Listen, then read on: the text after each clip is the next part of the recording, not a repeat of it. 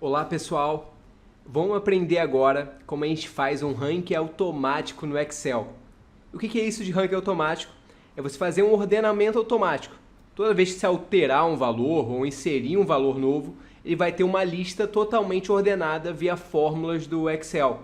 Você não precisa ordenar manualmente essa lista. Vamos aprender agora como a gente faz isso. Vamos ver agora um exemplo real desse ranking dinâmico. Aqui vamos supor que a gente tem uma lista de ativos com preço anterior de referência e esse preço atual atualizando durante o pregão. Então toda hora, todo milissegundo está mudando esse preço.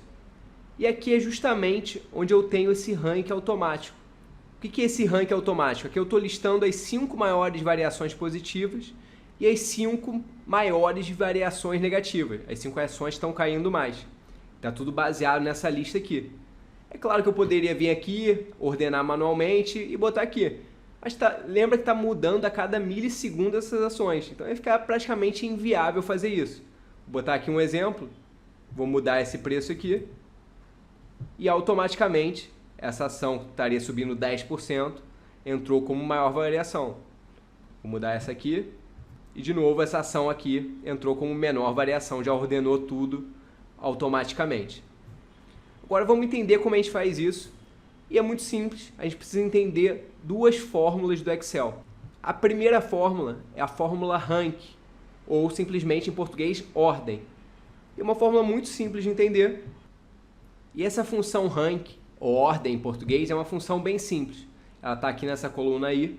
É uma função que, dado um número de referência, e depois em qual lista esse número está, passar toda a lista desse número que esse número está. E por último, 0 se você quer ordenar do maior para o menor, ou 1 se você quiser ordenar do menor para o maior, que ele vai te falar qual o rank desse número que está passando em relação àquela lista que você passou. Então esse aqui 2, por exemplo, é o segundo maior retorno, 1 é o maior retorno, 15 é o 15º maior retorno, e assim vai. Mas essa função rank tem uma limitação, que é o desempate dessa função rank. Se tiverem dois números exatamente iguais, ele não vai criar um rank para cada número. Ele vai criar o mesmo rank repetido. Para contornar esse problema, a gente vai entender que para fazer essa tabela aqui, a gente precisa que esses ranks sejam únicos. Então, por mais que tiver duas variações iguais, eu tenho que diferenciar essas variações de alguma forma. E é simples fazer isso. Existe essa coluna auxiliar que ela simplesmente vai pegar o número da variação mais essa função row, ou linha em português, que vai retornar, que ela retorna o número da linha atual. Mas repara que eu estou fazendo o retorno da linha atual dividido por um número bem grande. Ou seja, isso aqui vai ser um número bem pequeno. Mas é um número pequeno único. Porque se olhar aqui embaixo, vai ser, como é uma outra linha, vai gerar um outro número pequeno. Então vai sempre conseguir desempatar. Então aqui, por exemplo, eu vou alterar manualmente para 10% e 10%. Então olha aqui o problema que eu falei. Gerou o rank 1 e o rank 1. Então aqui na tabela já deu para ver esse problema. Agora eu vou alterar esses 10% nessa coluna, que seria a coluna que está fazendo o cálculo. Vou botar 10% aqui e 10% aqui. E agora nota que ele já diferenciou esses números. Botou o rank 1 para esse e o rank 2 para outro. Agora, para entender essa tabela, falta entender mais uma função do Excel. Na verdade, duas funções, que são as funções index e match, ou em português, índice e corresp. Essas duas funções juntas fazem exatamente a mesma coisa com uma função muito conhecida no Excel, que é a função VLOOKUP, ou PROC-V em português. Mas juntando esse index match, vai deixar uma forma muito mais flexível que o VLOOKUP. Vamos só lembrar como funciona o VLOOKUP rapidamente. O VLOOKUP tem essa estrutura, que são 4 parâmetros. O primeiro parâmetro é o valor que você quer procurar, depois em qual tabela está esse valor, e depois qual coluna dessa tabela ele vai retornar assim que achar esse valor. E o último parâmetro é um parâmetro que pode ser true ou false, mas normalmente é setado como false, que tem que achar exatamente igual ao valor a ser procurado. Se não achar esse valor, vai dar aquele erro de valor não encontrado. Vamos ver um exemplo bem simples. Eu tenho uma coluna de datas e preços. Eu quero achar qual o preço no dia 16 de fevereiro. Então, o que eu estou fazendo? Eu estou passando o valor a ser procurado no dia 16 de fevereiro. A coluna, estou passando justamente o F, a tabela, estou passando justamente o F e o G. E estou retornando 2. Então, ele vai achar o valor aqui e vai retornar a segunda coluna dessa tabela. Ou seja, vai retornar esse valor aqui, 84.000 e alguma coisa. Mas o VLOOKUP tem alguns problemas. O primeiro é que o valor a ser procurado sempre tem que estar à esquerda da tabela.